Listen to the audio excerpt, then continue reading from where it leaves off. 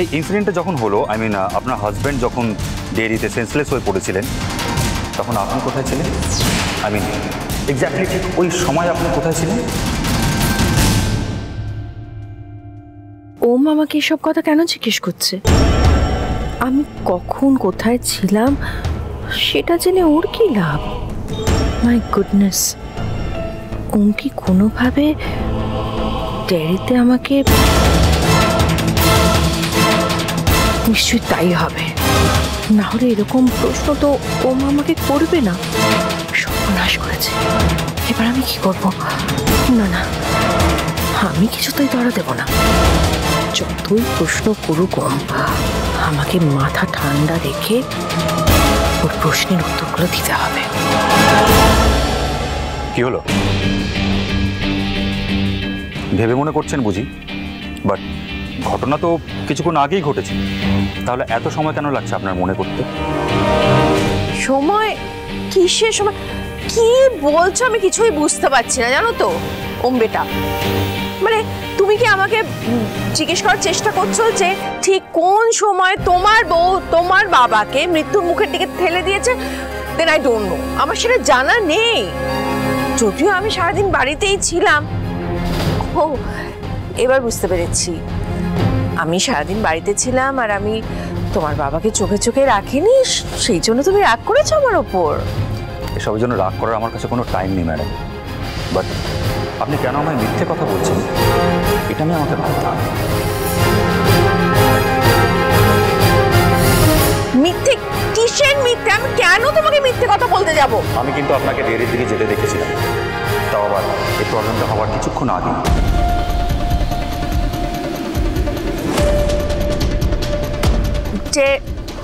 ও আচ্ছা আচ্ছা, মানে হ্যাঁ হ্যাঁ, আমি তো গিয়েছিলাম। তুমি তখনকার কথা বলছো? আর কত মিথ্যে বলবেন আপনি ম্যাডাম? এত মিথ্যে বলতে বলতে আপনি ক্লান্ত হয়ে পড়েন না? আপনি আর যাকেই মিথ্যে বলুন না কেন, ওমকার ঘোষকে মিথ্যে বলতে পারবেন না। আপনাকে একটা কথা পরিষ্কারভাবে বলে দিই, আর যদি ওনার কোনো ক্ষতি হয়ে যেত আমি কিন্তু আপনাকে ছাড়তাম না। আপনি মানুষটা যে একদমই সহজ নন, নিজের স্বার্থে যে কারোর ক্ষতি করতে পারেন এটা তো আমি জানতাম, বাট আপনি এতটা নিষ্ঠুর সেটা আমি আজ জানতাম। কটা অবলা প্রাণীকে আপনি উত্তেজিত করে দিয়ে নিজের ইগো স্যাটিসফাই করছিলেন। ছি ছি ছি ছি ছি, ওই অবলা প্রাণীগুলোর দিকে আওয়াজ করে তাদেরকে উত্তেজিত করে দিয়েছিলেন যাতে তারা উন্মাদ হয়ে পড়ে, আর আপনার হাজব্যান্ড হয়তো কিছু একটা করে বসে, তাই না? ও মাই গড, তার মানে আমার সন্দেহটাই ঠিক? হোম সবটা দেখে ফেলেছে নাকি আন্দাজে ঢিল ছুটছে? কিন্তু আমার দিকে ঢিল ছুড়লে যে পাটকেলটা ফিরে খেতেই হবে। বেটা ওম, তোমার ইমাজিনেশনের মাথা মুন্ডু আমি কিছুই বুঝতে পারছি না, জানো তো। আপনার অভিনয়টা বড্ড কাঁচা হয়ে পড়েছে। আর যদি আমি ঠিক সময় না পৌঁছতাম তাহলে শ্রাবণের প্রাণটাও চলে যেতে পারত। ও ওয়েট আ মিনিট, এবার বুঝতে পেরেছি। তুমি কি প্রমাণ করার চেষ্টা করছো যে এই সব কিছুর জন্য আমি দায়ী? হ্যাঁ, কেন? নিজের বউকে বাঁচাবে বলে?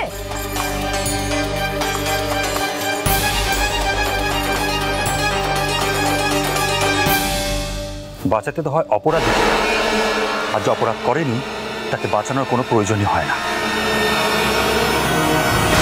হ্যাঁ, আমার এটা ইমাজিনেশন না সত্যি এটা আমি এক্ষুনি প্রমাণ করে দেব।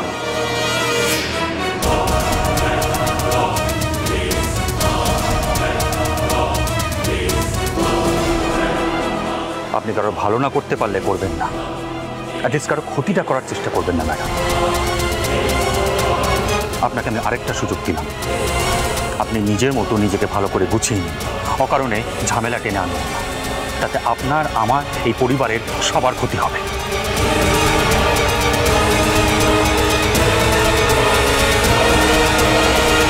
এত বড় স্পর্ধা তোমার, তুমি আমাকে থ্রেট করে দিলে?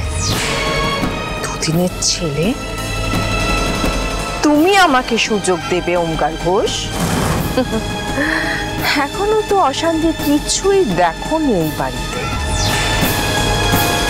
এবার আমি অশান্তির এমন ঝড় তুলব, এই ঘোষ বাড়িতে এমন অশান্তির আগুন লাগাবো আমি যে সেই আগুনে সবাই পুড়ে ছারখার হয়ে যাবে।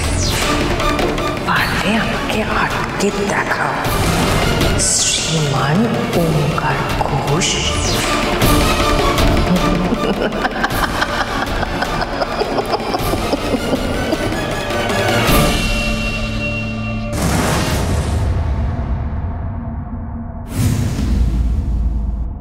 আসুন আসুন আসুন, you are most welcome. All well? Come please come. Oh most welcome, please. ভালো তো সব?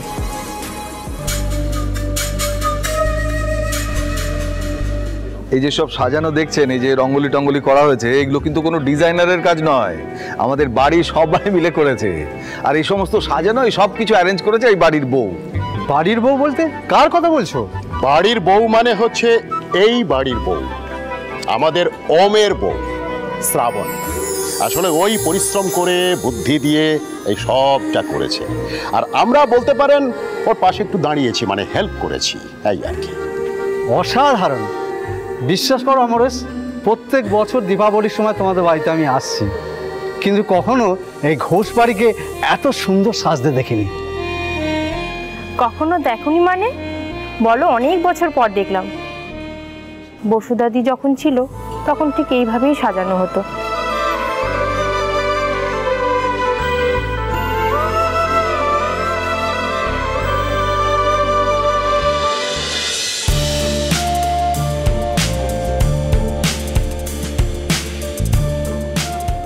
ওয়াও রো, হে তুমি তো আমাকে কখনো বলনি তোমার বাড়িতে এরকম গ্র্যান্ড ভাবে দিওয়ালি সেলিব্রেশন হয়। তুমি জানো আমি কতদিন পর এরকম একটা গ্র্যান্ড দিওয়ালি সেলিব্রেশন দেখলাম। ইউনো, আমি যখন ছোট ছিলাম তখন আমার মামার বাড়িতে এরকম বড় করে পুজো হতো, আমি প্রত্যেক বছর যেতাম, ইট ওয়াজ আ মাস্ট। আজকে তোমার বাড়ি দেখে আমার মামার বাড়ির কথা মনে পড়ে গেল। সেলিব্রেশনের তো এখনো কিছুই দেখোনি দি, এরপর তো পার্টি বাকি আছে। আই মাস্ট সে, হ্যাঁ বৌদি ভাই কিন্তু সত্যি খুব সুন্দর সাজিয়েছে। ও, খুব পছন্দ হয়েছে না তোমার পুরো ব্যাপারটা? না মানে এরকম ডেকোরেশন তো তুমি আগে কখনো দেখোনি। না না ঠিক আছে। না বেবি, তুমি দেখো আবার রেগে যাচ্ছ। আমি তো জাস্ট এমনি বললাম। এনিওয়ে, এটা তো কিছুই না, মানে কি আর হয়েছে, একটু রঙ্গোলি দেওয়া হয়েছে, প্রদীপ জ্বালানো হয়েছে, আর লাইটের কিছু কিছু জিনিস। এটা খুব না মিডল ক্লাস টাইপের ডেকোরেশন হয়ে গেছে জানো তো। ইউনো, প্রত্যেক বছর দাদু ভাই ইভেন্ট ম্যানেজারকে দেখে পুরো ডেকোরেশনটা করে, এটা তো কিছুই না, জাস্ট তার সামনে খুবই মিডল ক্লাস টাইপের ডেকোরেশন বৌদি ভাই করেছে না, দ্যাটস ওয়াই। এনিওয়ে চলো ঠাকুরটা দেখে আসি, এসো।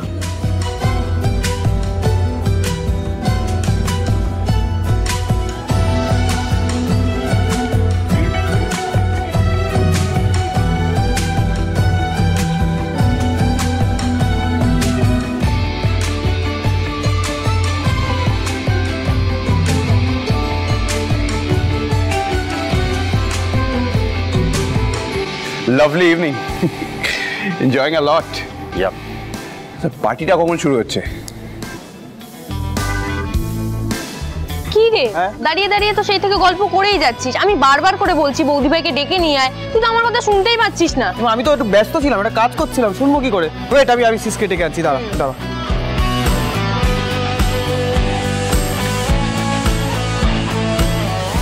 ওই তো সিস এসে গেছে।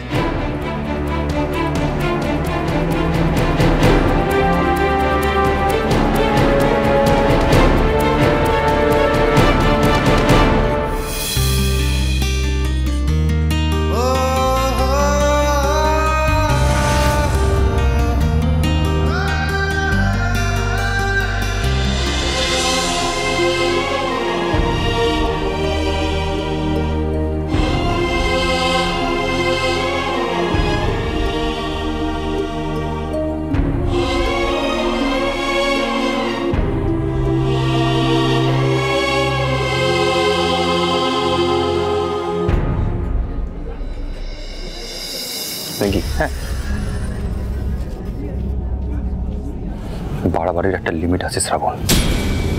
সকালে ওরকম একটা ইনসিডেন্ট হওয়ার পরেও তোমার শিক্ষা হয়নি তাই না? তারপরে তুমি ওনাকে এখানে নিয়ে আসলে। আমি সবার সামনে সিন ক্রিয়েট করতে চাই না।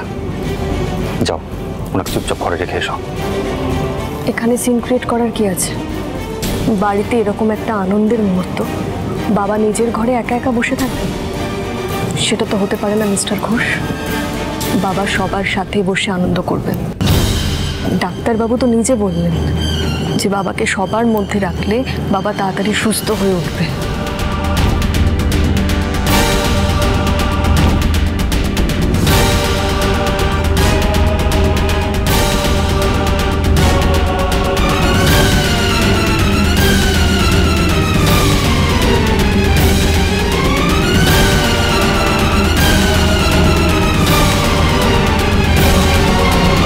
এসব কি হচ্ছেটা কি বেটা?